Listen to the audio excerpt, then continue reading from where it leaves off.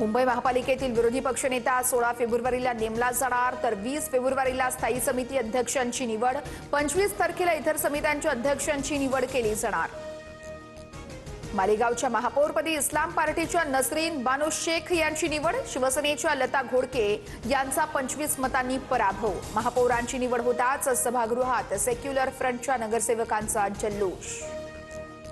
मालेगावच्या महापालिकेची लिफ्ट थेट 5व्या माळ्यावरून कोसळली, तळमजल्याचं गेट तोडून पदाधिकारी आणि पत्रकारांना बाहेर काढण्यात यश।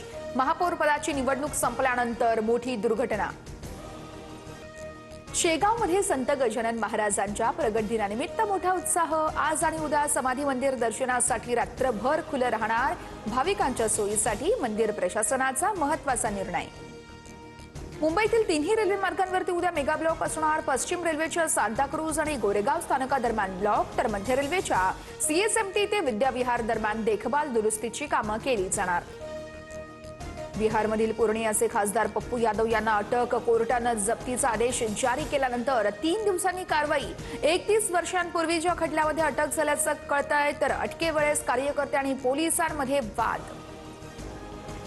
T20 विश्वचषक स्पर्धेला आजपासून सुरुवात। आज संध्याकाळी 7 वाजता भारताचा अमेरिकेसोबत सामना होणार। विजेतेपद राखण्यासाठी भारतीय संघ सज्ज।